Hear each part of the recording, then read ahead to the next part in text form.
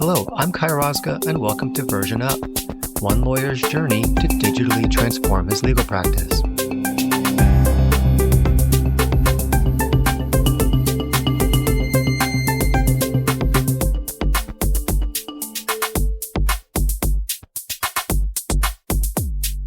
Happy holidays, happy year-end, happy close of fiscal, if you're on the calendar year. It's great to be behind the mic, and I have a really great episode for you to get back into the flow of things on Version Up. I am joined today by Daniel Schwarz, co-founder of CompetitionAI, and we talk about bespoke AI tools for subject matter experts. This is a topic very close to home for me because I am a subject matter expert.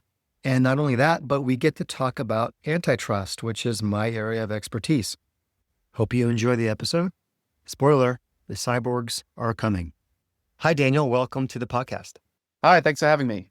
Yeah, really excited to talk to you. And I would love to first start out by getting a sense of who you are and how you got into legal tech.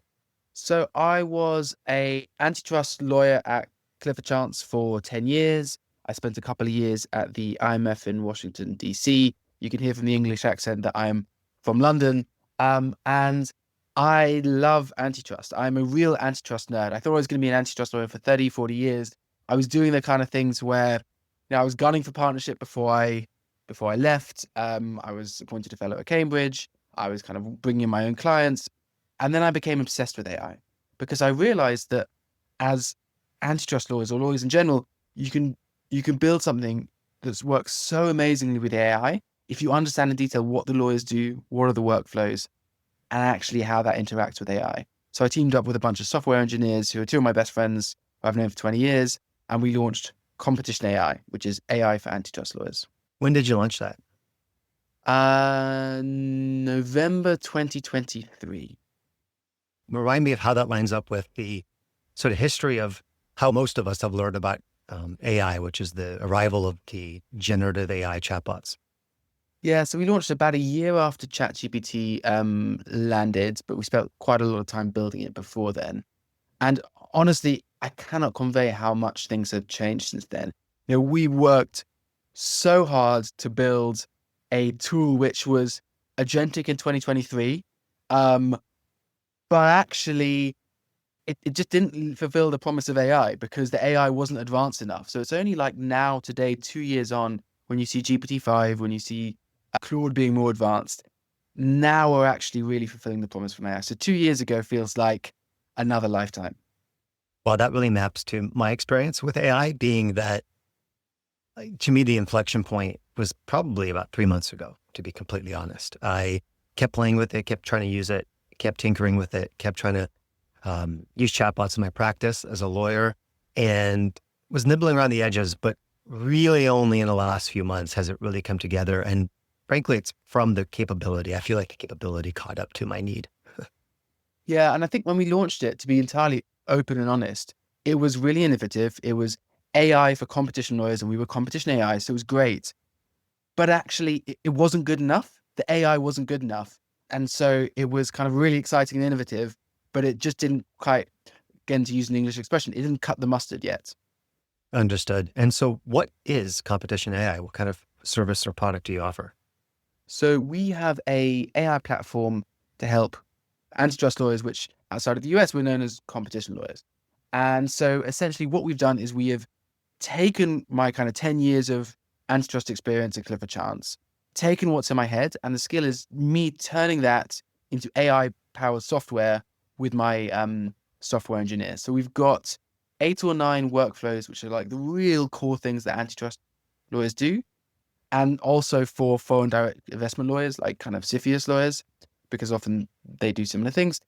And we've kind of obsessive on antitrust workflows, and other workflows we don't touch. So if you're not an antitrust lawyer, if you're not an FDI lawyer, if you're not a regulatory lawyer, I'm very sad.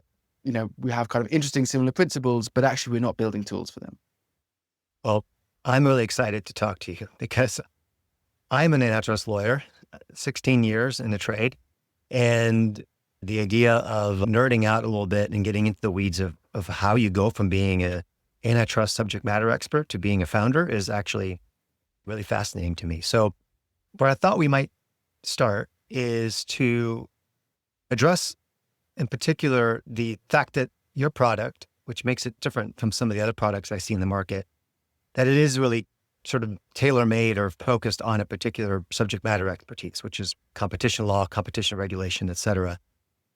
Can you just help me understand what is the premise for developing that kind of product as opposed to what I see more generally out there, which are tools that are agnostic to the area of law, but maybe, more on the feature or more focused on a broader problem set? What made you want to focus on one area of the law?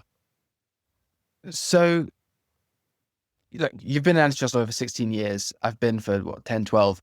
And as you know, like it takes 10, 15 years to train an antitrust lawyer to run a deal properly. And you wouldn't give a tax lawyer an HSR filing to do or an intellectual property, a cartel proceeding to advise on.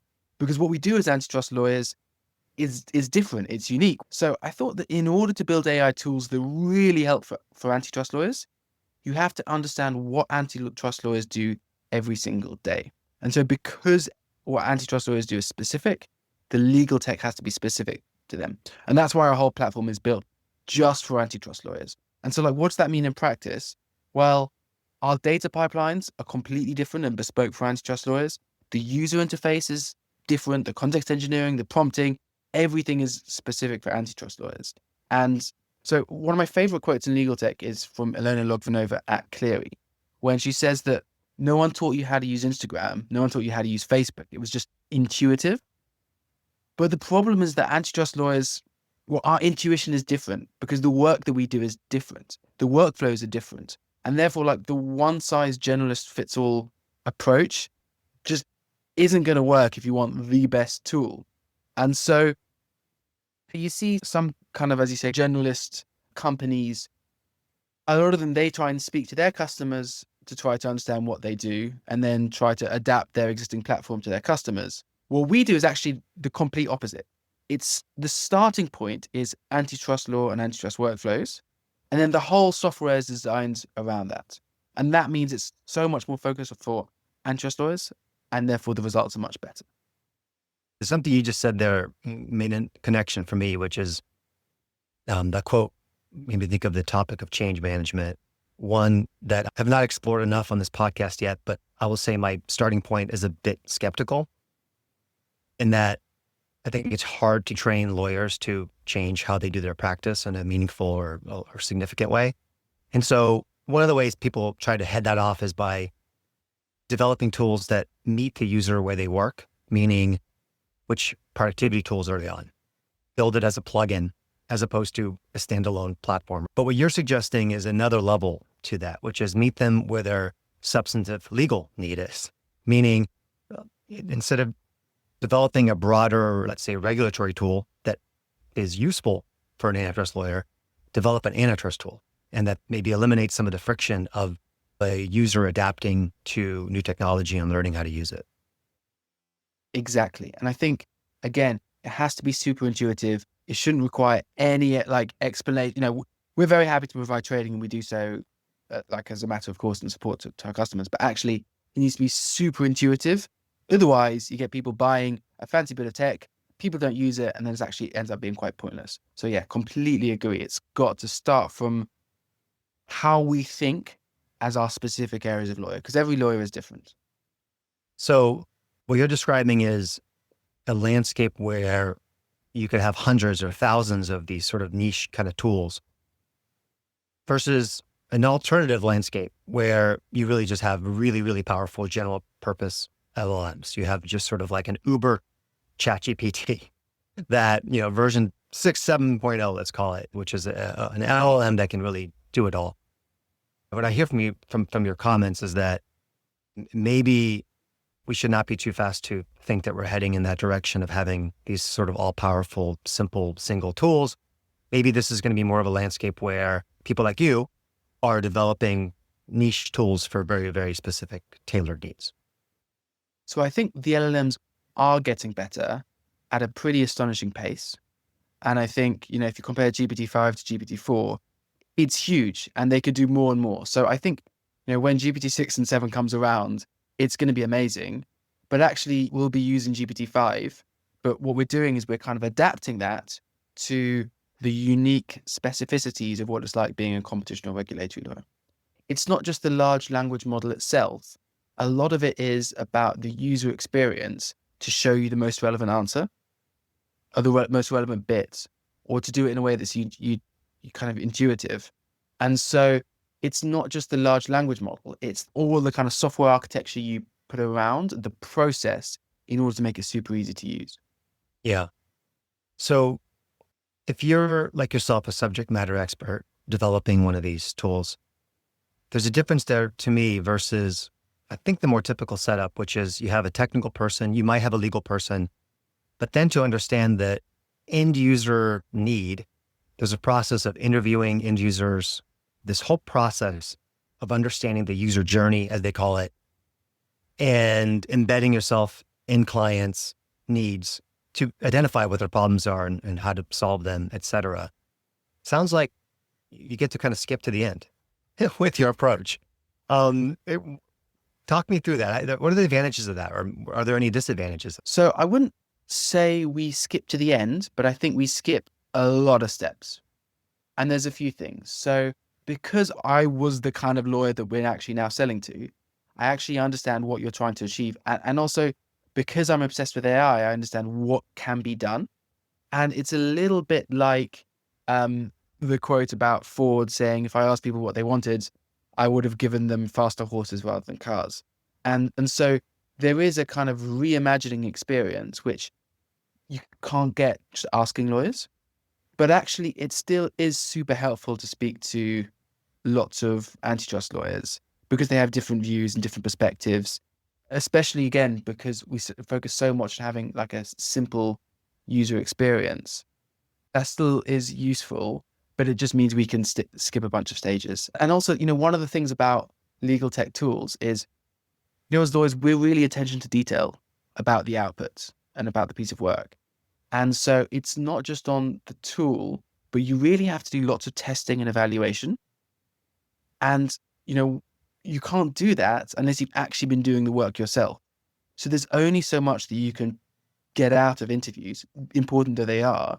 You actually have to test it. And because I've been working so closely with my AI software engineers, I know the 10, 15 different steps of our data pipeline. And so often when the end result isn't quite as perfect as you want to be, we have to augment some of those data pipelines. So interviewing and speaking to antitrust lawyers is critical. And I think that's really important. But at the same time, having the person who understands the domain, who's kind of even more part of the creative process, is actually even more helpful. I'm imagining a job listing on LinkedIn or wherever your job posts are, a hypothetical listing from a large AI company, and it's seeking antitrust lawyer with 10 years experience to support product development. I'm imagining this is like a future job for subject matter expert lawyers, which is supporting a technology company by bringing that expertise to the table. Yeah, and I think that's already, those kind of jobs are starting to appear nowadays, which is really exciting. I think at the moment, a lot of the kind of bigger platforms, they don't involve lawyers in as much actually designing the products and building them. It's really in selling them. So they become salespeople, actually, which is not what we're doing at all. Like, I am a terrible salesperson, but I was a great lawyer. And so that's why the product is actually going to be much better in terms of the output. But, what do I know about sales? I'm an antitrust lawyer. I think the other interesting thing is that if you're a partner, you can leverage associates to get more work done. Whereas if you're in AI, if you can translate your legal expertise that you've acquired over 10 years into AI agents, then actually you can leverage yourself not just to the kind of with the 4 or 5 associates you're working with, but with thousands of lawyers to help thousands of lawyers doing that area of work every day. And I find that really exciting. That's that word scale I always hear about legal software, right? It's scalable.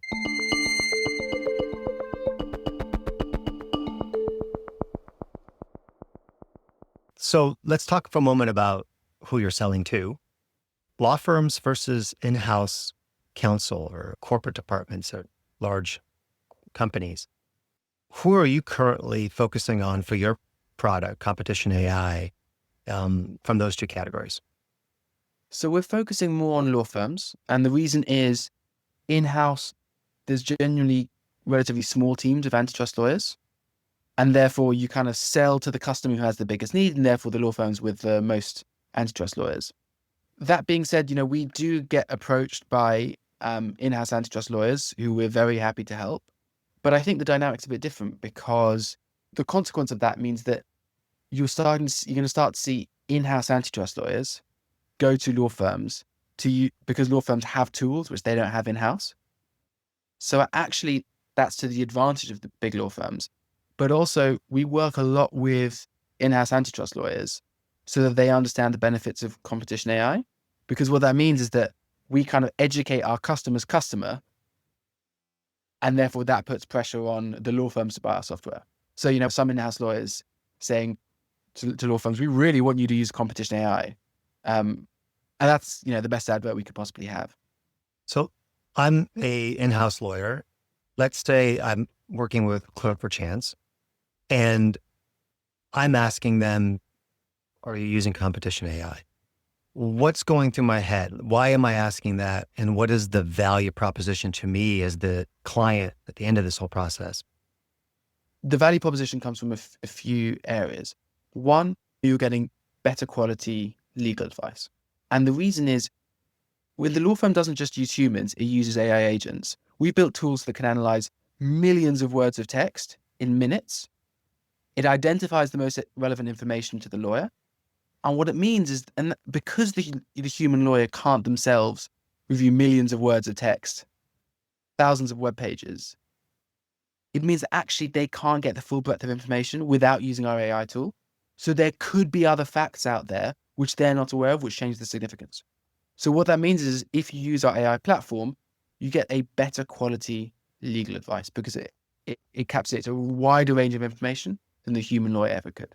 So there's that. So it's quality, it's accuracy.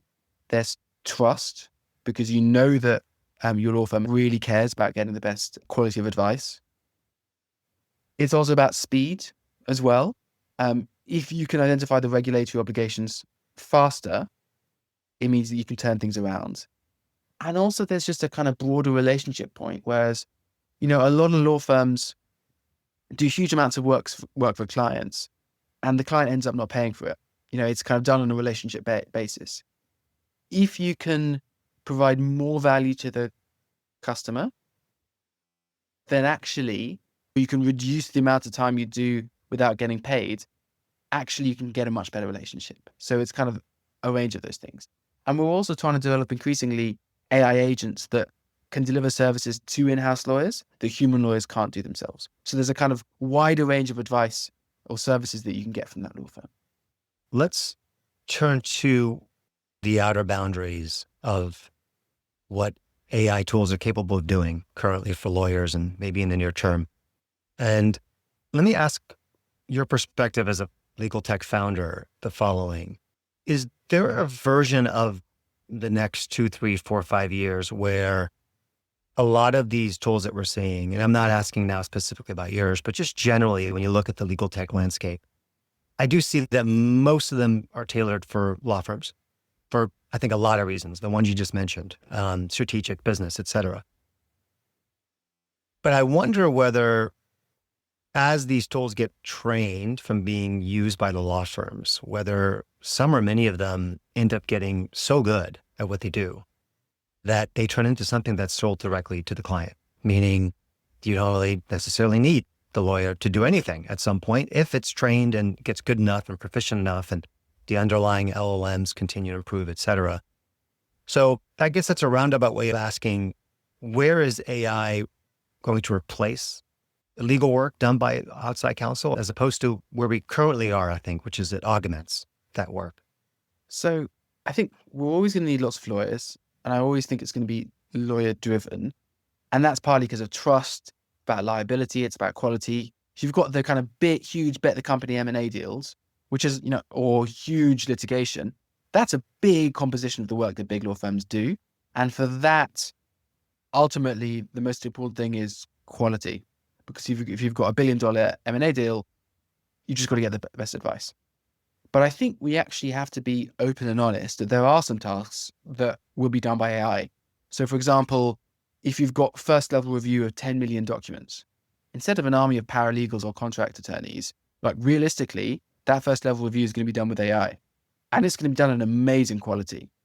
So, for us, we're focusing on building agents that can do things that human lawyers can't, to extend their abilities, not really to replace them. And the reason why we're doing that is actually, if humans can already do something, then we don't want to be competing with humans. There's already an incumbent. If we can build an AI tool that can do something that can never be done before, then actually there's no competition. There's no incumbent. So that's actually much more exciting for us. I think the other thing to think about is that, at least in the case of antitrust lawyers or regulatory lawyers more broadly, because competition authorities and regulators are going to be using AI, they're going to become so much more efficient. They're going to be able to do so much more. They're going to have so many more investigations. So that's going to be creating a whole new source of work. And, I'm not sure how you see it in the States, but, looking back in the past 10 years, in London and Brussels, the number of antitrust lawyers has probably doubled. There's just so much work and it's constantly increasing. And I remember when the FTC looked at the new HSR forms. For those who aren't antitrust lawyers, you do a big merger, you have to tell the antitrust authority about it in a form called the HSR form. Anyway, so the FTC predicted that that would lead to 750,000 extra hours of work for attorneys. So even if you imagine AI doing half of that work, that's still what, 300, 400,000 extra hours of work that is new work. So I think you're right. There's going to be some work around the edges that's going to be done by AI. I think increasingly, particularly for big areas, you're going to see some more work done in-house, particularly where you've got very senior lawyers like yourself who can actually work really effectively with these AI agents. But I don't think AI is going to replace lawyers in most tasks. And as someone who builds these tools, I live in fear of the idea that someone could just copy and paste an answer and then send it off. That genuinely terrifies me, because AI can make mistakes. AI isn't always correct. Humans have a wider range of context and experience. And so we actually build our tools specifically, not just so that someone is able to check and able to do wider research, but to kind of behaviorally encourage them, because really there's this massive risk, at least for the near future, of over-reliance on AI. So I think that's coming. I think it's increasingly going to happen. But at the same time, I think a kind of human lawyer-centric of lawyering is much more likely in the near future. Yeah, I definitely agree that the bigger tailwinds or headwinds for need for antitrust lawyers are enforcement trends, policy changes, law changes, M&A deal flow, right? Things that are somewhat unrelated from what we're talking about with deploying technology.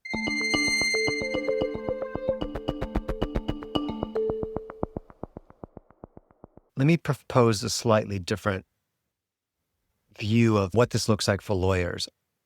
I wonder whether, even as legal need increases, legal demand increases, that demand is satisfied or met by a different kind of lawyer, meaning what we think of as a lawyer today is, to me, some kind of imagery that comes from like a 1990s thriller starring Tom Cruise running around in a suit or something. And I wonder whether the imagery around what a lawyer is changes as a result of what's happening in AI. And so there's just a different concept of what a lawyer is. Maybe it's not the same kind of job or job description. Maybe it is something more like a legal service provider. What are your thoughts on that? So I think the cyborgs are coming, because the AI tools are going to become so powerful. I think for something particularly like mass document review, I think the way you can leverage that is super helpful. If you think, what service are we really providing as lawyers? Really, it's about trying to manage risks. And most of what we do isn't actually kind of giving legal advice. A lot of it is just identifying relevant information and relevant issues. So I think you're right. I think that is coming. I think it's a big cultural change. I think there's a question of, is this always going to be provided by law firms? How much of this is going to be self-supplied by in-house teams? I'd be kind of curious to hear how you see that shaping up. So yeah, I think you're right. It's coming. I think it's going to be really interesting because I think a law firm 5 years from now may be generating revenue in a very different way. It may be generating more revenue from software than it is today. And I think that the composition of the lawyers will be different. I suspect there'll be fewer lawyers that look and sound and feel like the lawyers today, and perhaps more technical people in the background, perhaps more legal engineers or whatever you want to call them, who are really adept at identifying tools, using them, customizing them, making them for their clients' needs. And so law firms might double their revenue in 5 years, but I don't know if it's going to look and feel the way that it does today. In fact, I'm pretty confident in saying that it won't. Yeah. And I think if you look what happened in the financial service industry, like look at how fintechs have become so much bigger, and all banks have kind of become software companies to some extent. And some who have kind of legacy systems are kind of weighed down by what they've already done. For law firms, actually, the law firms are in the kind of funny position whereby, because they've been giving so much advice, which is confidential, they've actually got this huge treasure trove of data in order to build things. But actually, because your partnerships, you haven't the same kind of incentive to make big capital investments. I'm not so sure as you do compared to being like a publicly listed bank. Probably not. But I think we're going to be going in that direction. The question is just how long it's going to take. I just had on the pod Tom Martin.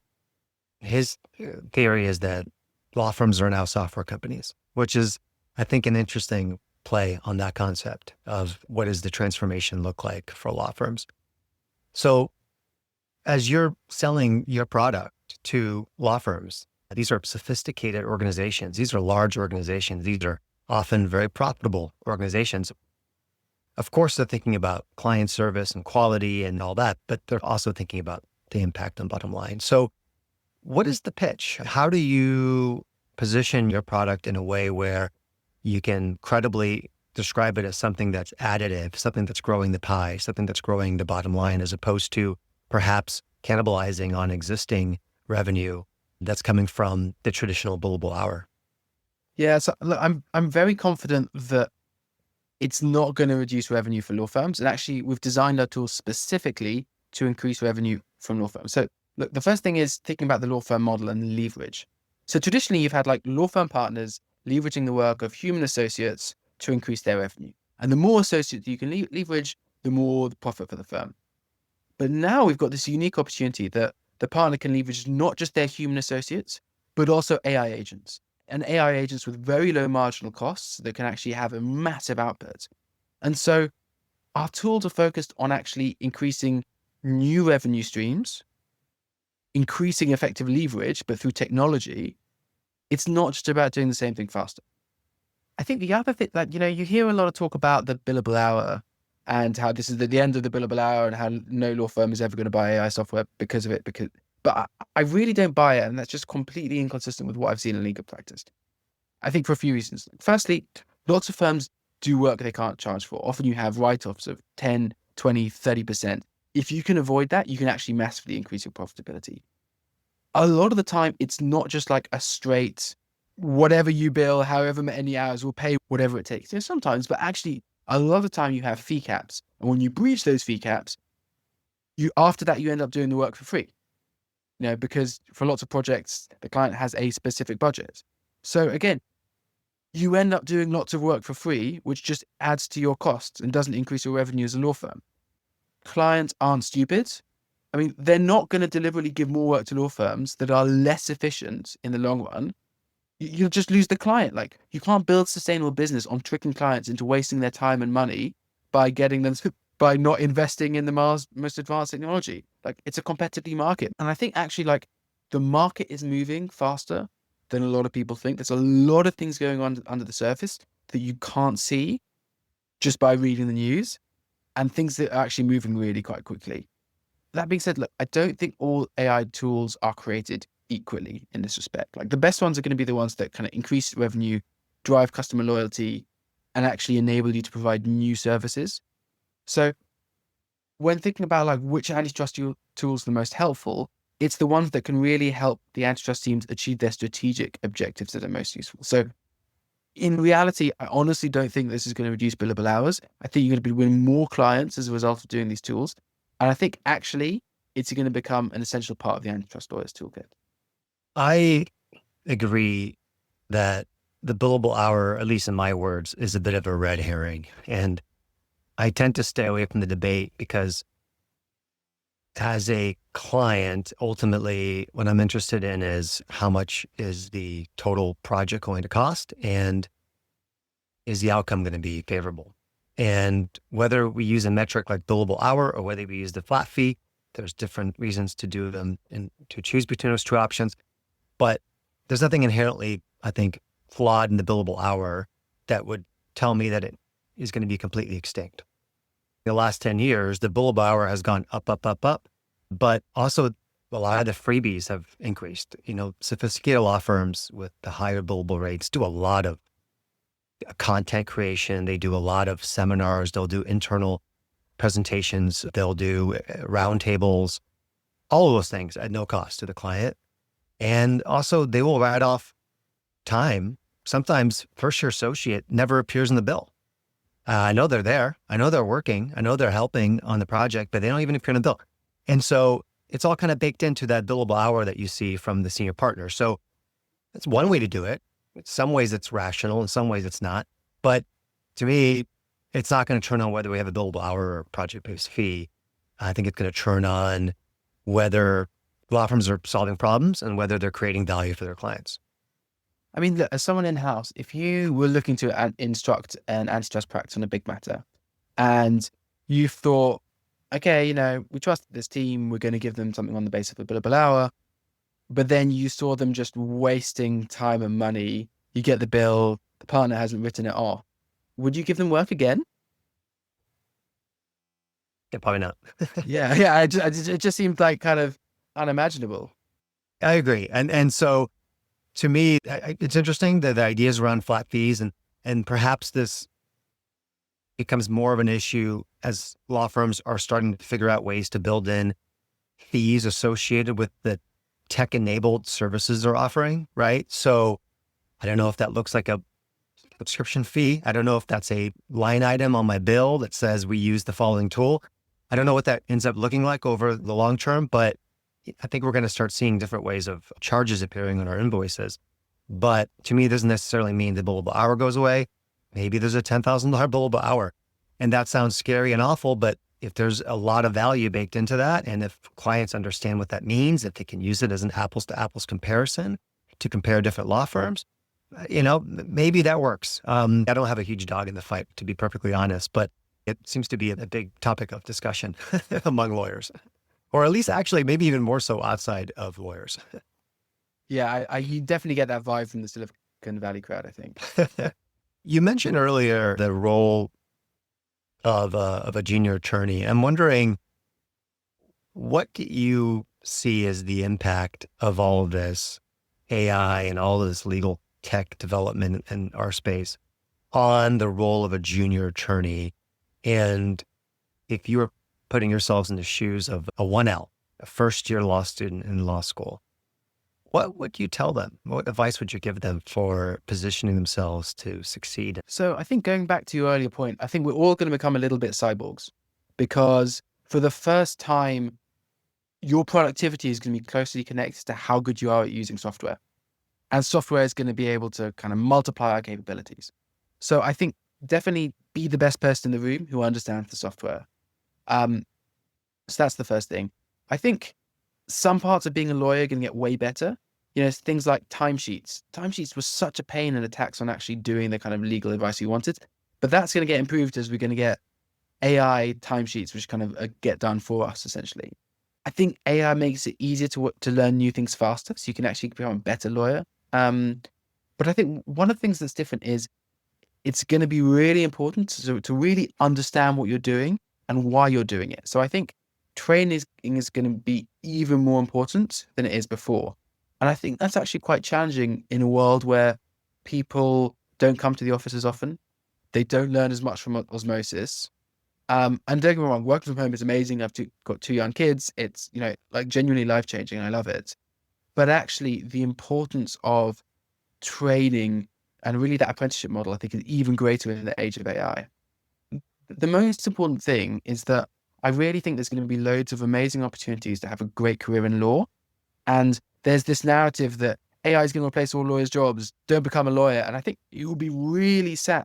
AI is going to impact every single industry, but it would be really sad if people chose not to have a great career in law because they thought they wouldn't have a career out of it, when actually a lot of that is just hype, which actually doesn't have substance. And so I think the main piece of advice is, if you want to be a lawyer, be a lawyer. You can have a great career. It'll be a bit different, but you'll still do really interesting work. Yeah, I think today's first year law students could still be entering a market that looks similar to what it does today, but they could have a major tactical advantage in coming into that job, knowing more about technology and what it can do than the senior partner on their case. That advantage probably will fade. And it's no different, I think, than any other technology that we've seen come up into legal practice. I'm trying to think about when I was a junior attorney, I probably was more nimble with spreadsheets than some of the senior partners. I probably had a few tricks using Google that they didn't have for finding things quickly. And that gave me an advantage, right? It allowed me to provide a quicker answer, more accurate answer, be efficient, et cetera. And I think AI obviously is way more of a transformation than some of those things I just listed, but it probably will follow a similar arc where there'll be some time where the junior attorneys really have an advantage they can leverage if they see it and seize that opportunity. Yeah, absolutely. I mean, it gives them an opportunity to know more about like this really critical piece of technology than the people they're working with. So they can bring something completely different to the table that incumbent lawyers don't have. I do worry, to your point about apprenticeship, I do worry about what is the process of learning to be a strategic thinker and engaging substantively with the law if you are relying a lot on AI to generate content, to draft, to research, et cetera. Maybe that's a age-old problem you deal with every time there's a major change in technology. Have a clear idea of what it looks like to train a lawyer in 2-3 years. I'm not sure anyone does, but it's definitely going to be a challenge for institutions that educate lawyers or law schools, for example, to think about how are they going to position students to be able to do that. Yeah, and I think it's always been the responsibility of senior lawyers to give guidance, feedback, support to more junior lawyers just to help them develop. But I think that's even more important in the age of AI. And I also think it's incumbent on legal tech providers to build their software that actually enables you to gain more skills, so that actually the more you use their products, the more you can learn. So I think it falls on all of us as we get this new technology to react in a way that's like really positive, rather than just kind of sleepwalking into a kind of less happy outcome. It's an exciting time, especially for tech nerds like us. It's been exciting to see the transformation coming to our industry. I feel like there were a lot of false starts in my career and moments where I wanted to see the industry go more tech forward and it didn't. And it feels like this is the moment where it's finally happening. I think that's a great development. I think it's going to create a lot of disruption. And the result of that will be some much more improved version of legal practice, I hope. Yeah, I think you're right. It's a really exciting time. It's great that you get to be in the thick of it, developing a product. I can't wait to pull you aside, Daniel, and get a demo and see what the capabilities are. And thank you so much for coming onto the podcast. Really appreciate getting Great. your Thanks for having perspective. me. Big fan. Thanks.